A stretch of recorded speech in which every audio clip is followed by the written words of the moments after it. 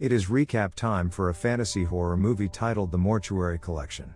It begins with a paperboy riding his bike and entering a peculiar town named Raven's End. By the end of the boy's route, he notices that the papers he's been delivering outside a creepy house have been piling up. He gets curious and decides to ring the doorbell. He peeks through the mail slot and attempts to take a picture with his camera. He gets frightened when he sees an old man staring at him from the other side. The boy struggles to pull his camera out since its strap is stuck. That's when the town's mortician opens the door and says hello. His name is Montgomery Dark. The boy runs away, too terrified to even retrieve his camera. Some time later, the mortician runs a young boy's funeral. Right after the funeral, he notices a young woman attempting to open the boy's coffin, so he stops her. He tells her she wouldn't like what she'd see. She says her name is Sam and shares that she's there to apply for a position. When Sam sees the vast collection of books, the mortician explains that they contain his client's stories. Sam then asks him to tell a story, so Montgomery narrates a tale that occurred in the 1950s. Emma is at a party and goes to the bathroom to take the money from the wallets she stole. After throwing them away, she hides a pocket watch in her bra. As she's about to get back to the party, she hears some noises coming from the medicine cabinet. Curious, she tries to open it with a nail file and ends up cutting her hand. When she finally opens the cabinet, Emma is horrified to see a tentacled monster inside, so she closes it as fast as she can. Emma screams for help while trying to hold the door down, but no one answers. The monster eventually goes quiet, so Emma attempts to leave the bathroom completely silently. However, the pocket watch she stole falls and bangs against the floor. She tries to run when the cabinet opens, but the tentacles grab her and break her bones as she's pulled inside. Sam states that the story is not bad but notes that she missed a plot twist. Montgomery lets her know that he has many more stories. Soon after, he asks Sam to sign a document to make her employment official. Montgomery then takes Sam to the foyer, where she sees several pictures of morticians who serve there. As they get to the viewing parlor, Sam inquires about the boy's story, but Montgomery notes that some tales are just too unsettling to recount. So Sam asks him to tell a different story. The mortician recounts a tale set at a university in the 1960s. A frat guy named Jake sets up a booth on campus to supposedly advocate for women's empowerment.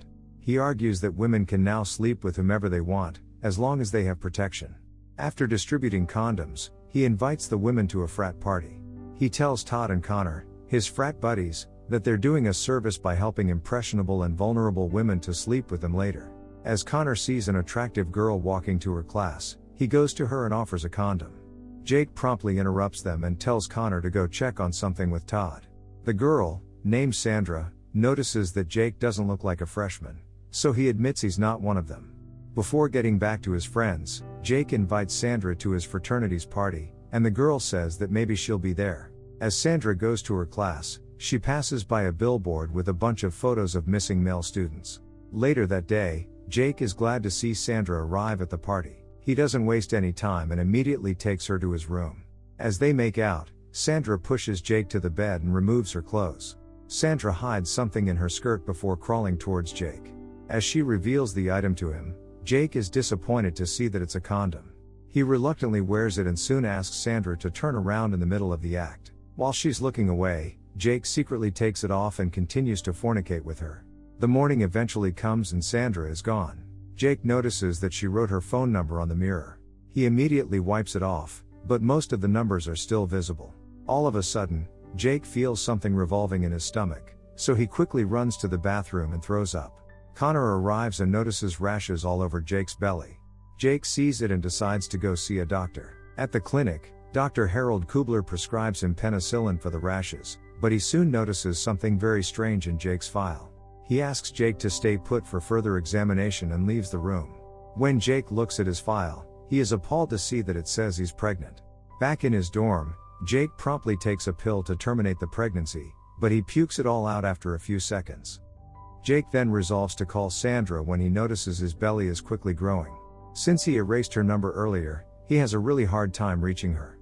When Jake finally succeeds, he asks her to meet him at her house. As Jake gets to her place, Sandra's father groans in frustration when he sees Jake's belly. His wife immediately calls Sandra and gets everything ready to deliver the child. When Sandra enters the room, Jake yells at her for getting him pregnant. When she asks him if he wore protection, Jake apologizes and confesses that he secretly removed it. Sandra looks at him with pity but immediately walks away and sets up a date with another guy. As the fetus moves inside Jake, he asks her father how the baby is supposed to come out. Sandra's mom explains that it will come out the same way it got in. As Jake screams in pain, the baby forces its way out of him, and Jake's blood sprays all over the room. The mother then pulls the baby out and takes it to the nursery, which is full of other weird babies. As she walks out of the room, one of the infants raises his talons in the air. Sam comments that she's impressed with the tale, adding that it has all the elements of a good story. The mortician then leads Sam to the embalming room and shows her the body of a young woman. After Sam points out that the woman seems perfect, Montgomery notes that her upper palate contains traces of magnesium, which is common for patients in catatonic states. He proceeds to tell the tale of Carol Peters and Wendell Owens. During their wedding ceremony, Wendell seems happy to be marrying the woman he loves. All of a sudden, the church goes dark after the priest asks him if he vows to love her until they die. When Carol creepily screams at him, Wendell wakes up from the nightmare. He hears Carol coughing heartily, so he moves to her room to check on his wife. Wendell seems desperate, unable to do anything for his catatonic wife. One night, when he returns from the grocery store, Mrs. Avery notices all the food he's carrying and brags about the meals she ate on a recent cruise she went on. As she waits for the elevator, the lady states that now that her husband is gone, she can go anywhere she pleases. The elevator arrives, and Wendell decides to take the stairs. He gets home and begins preparing food for Carol. He puts everything into a blender to make it easier for her to digest the food. When Wendell has Dr. Kubler come over to check on Carol, he informs him that she seems to be quite stable. After the husband asks how much longer she has, the doctor estimates that Carol will live for another year or so. Wendell gets worried, saying that he can't afford to keep her alive for another year. Kubler then hands him some strong pain medication and hints that Carol could die if she took 2 pills or more. He adds that the substance does not leave a trace, so it would be impossible to determine if Carol had ingested it. Later that night, Wendell dresses up for a candlelit dinner with his wife and presents her with an Arctic hare figurine. After he asks Carol to show him a sign that she's there, she simply stares into space. Wendell gets very frustrated and slams his hand on the table, but promptly apologizes. He then mixes the pills Dr. Kubler gave him into Carol's food and feeds her. Suddenly, Carol grabs his arm with a good grip, and Wendell realizes that she might be responsive after all. He quickly removes her restraints and pumps her stomach to make her vomit. Although Wendell is relieved after succeeding, the lack of restraints causes her head to fall to the table. To his dismay, he finds that she has been impaled on the figurine. Wendell instantly contacts Kubler for help, but Kubler just tells him to dump Carol's body and not call him anymore. He decides to put Carol's body inside a chest, but since she wouldn't fit, he has to cut her into pieces. As he's about to chop off her thigh, she screams all of a sudden. Wendell gets all startled and pulls it from her head, making her go silent. He eventually succeeds in making her fit into the chest. As he drags her body into the elevator, his neighbor asks him to hold the elevator. Wendell denies his request and forces the door to close, crushing the man's hand. The elevator starts moving but soon comes to a halt before it reaches the ground floor. When Wendell tries to force the doors open, Mrs. Avery hears him and offers to call the police. He desperately insists that there's no need for it, but the lady does not change her mind. Suddenly, the elevator doors close, and he realizes that Carol's blood is leaking out of the chest. Wendell feels completely lost and tries to escape through the hatch, but he slips. All of a sudden, the chest unlocks itself, and Wendell carefully approaches it to get it open. Before he gets to it, the elevator starts descending very rapidly. He gets frightened and looks out the small window, seeing a vision of himself and Carol living happily together. To his dismay, his wife's decaying corpse emerges from the chest and forces him to kiss her. When the police finally get there and open the elevator, they find the man sitting on the floor, reciting his wedding vows in an endless loop. Montgomery reveals to Sam that Wendell went crazy and had to go to Kirksdale Mental Asylum. As they head to the basement, Sam remarks that his stories are predictable since they are all about people paying a horrible price for their sins. Montgomery agrees and says that no evil deed goes unpunished. As he's about to push the boy's coffin into the cremation chamber, Sam stops him and confesses that she was never there to apply for a job. She reveals that she's there to see the boy, Logan, because it's her fault that he passed. Sam begs the mortician to let her look at the boy one last time, and he grants her wish. It's Sam's turn to tell a story, the story of how Logan died. It turns out Sam is Logan's babysitter, and she's watching a horror movie titled The Babysitter Murders While He Sleeps. When Sam goes to the kitchen, she sees a message on the answering machine.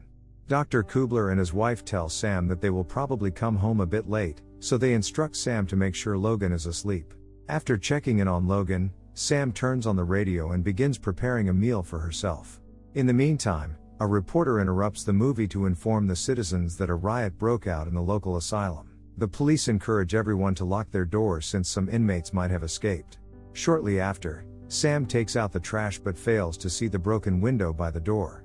As she gets back inside, she spots a man with a head wound sitting in the living room, so she immediately goes to the kitchen to grab some kind of weapon. Just as she gets a cleaver, the man turns up right behind her, causing her to drop it. The man seems very confused, so Sam attempts to help him by cleaning his wound. Seconds later, the phone starts ringing, and the man gets all rattled.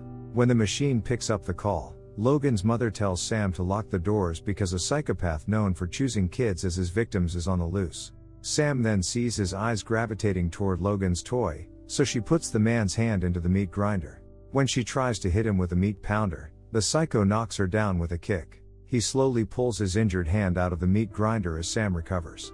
She gets up and tries to stab him, but he blocks the blade with a chopping board. Disoriented, the man moves to the living room and screams on the phone. Sam goes after him and jumps on his back, while Logan's mom is still on the line. As she tries to choke him, he manages to slam Sam on the floor. He then goes to Logan's room, but the boy isn't there. When Sam hears his screams, she hurries to Logan's room. She grabs a fire poker and they start fighting again. Once again, the guy manages to slam her to the floor and proceeds to punch her several times. As the Kublers arrive, the man keeps looking for Logan. However, the boy's parents can't get in because of the door chain lock. After failing to find the kid, the man goes to Sam and starts strangling her, but stops as soon as she says he's not a killer. When the man gets up and tells her that it's over, Sam pushes him down the stairs. Just as he regains consciousness, Sam drops a TV on his head and ends his life. When the Kublers enter the house, they recognize the dead man as the babysitter. The news reveals that the escaped inmate is a woman named Charlotte Gibbons, also known as the Boggy Bay Tooth Fairy. Logan's mother panics after not finding the boy anywhere. When the oven beeps and they look inside, they scream in terror upon seeing Logan's remains. When Montgomery asks Charlotte why she came to the mortuary, she removes a tooth from Logan's remains and tells him that she needs it for her collection. Charlotte then stabs Montgomery to keep him from telling her story. However, the mortician just laughs at her as embalming fluid leaks out of his wound. Charlotte gets scared and runs away. When she gets to the door, she finds herself back inside the house when she goes through it. She runs once again and gets to the library as Montgomery calmly chases her. When he catches up to her, he reveals that he was once just like her. He thought that he could escape the consequences of his actions. As Montgomery stomps his cane on the floor, several books fall from their shelves. He adds that Charlotte would be surprised to learn how many of the stories in the library are hers. All of a sudden, many dark spirits of children crawl out of the pages. She screams in pain as they start attacking her. After Charlotte dies, a spirit grabs a tooth from the ground and puts it on. After putting Charlotte's body back together, Montgomery leaves the house. He walks outside feeling relieved, but soon explodes into dust. Charlotte comes back to life inside the house and screams as she sees her patched up face in the mirror.